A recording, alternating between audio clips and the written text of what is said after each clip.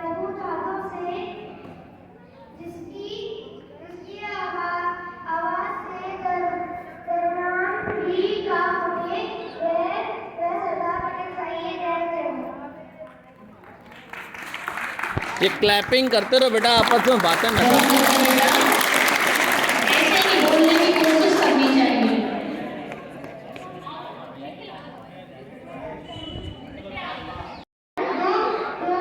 भारत और पाकिस्तान में बढ़ गया था, लेकिन 565 देशी रियासतें कानूनी रूप से स्वतंत्र थी, जिनकी अपने शासक थे।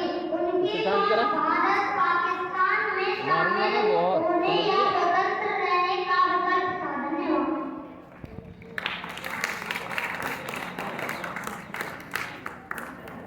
अलग पहचान लिए कही थी। जब भारत आजाद होकर भी अधूरा था, तब एक लौ जल उठी।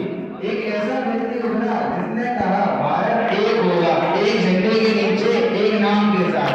वो थे भारत के दो पुरुष, एकता के शिल्पी सरदार वल्लभ भाई पटेल। नमस्कार माननीय प्रधानाचार्य जी, आदरणीय शिक्षकों और मेरे प्यारे साथियों। आज मैं आपके सामने उस महानायक की जीवन की कहानी लेकर आया हूँ, जिसने सिर्फ एक भारत का सपना नहीं देखा, बल्कि उसे हकीकत में बदल दिया। सरदार वल्लभ भाई पटेल का जन्म 31 अक्टूबर 1875 को गुजरात के नडियाद गांव में हुआ था। किसान परिवार से आने वाले इस बालक ने अपने परिश्रम, साहस और सत्यनिष्ठा से इतिहास की दिशा बदल दी। बचपन में ही उनमें लोहे जैसी दृढ़ता और दिल जैसी कोमलता थी। कहते हैं कि उनके एक हाथ में जलती हुई लोहे की छड़ लग गई, फिर भी उन्होंने बिना आवाज निकाले कहा कि लोहे को हाथ से डरना नहीं चाहिए, और सच में उसी दिन भारत को उसका लोकपुरुष मिल गया था। वकालत की पढ़ाई के बाद उन्होंने अपनी जिंदगी देश को समर्पित कर दी।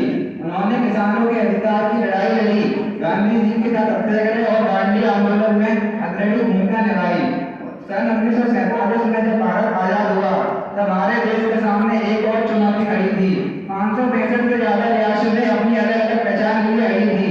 देश एक था, लेकिन दल बड़े हुए थे।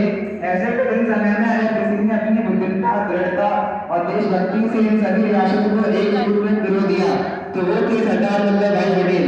वो पत्थर नहीं, वो आग थे।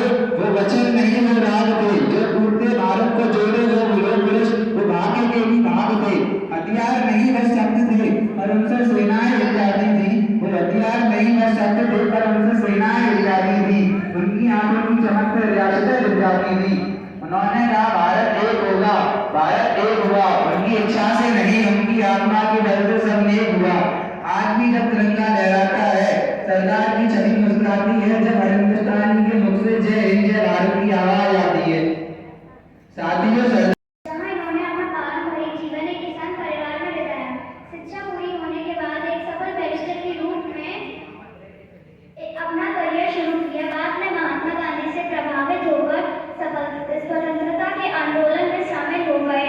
स्वतंत्रता के बाद में कार्य किया और भारत को एकजुट करने में एक महत्वपूर्ण भूमिका बनाई। बोलो बोलो।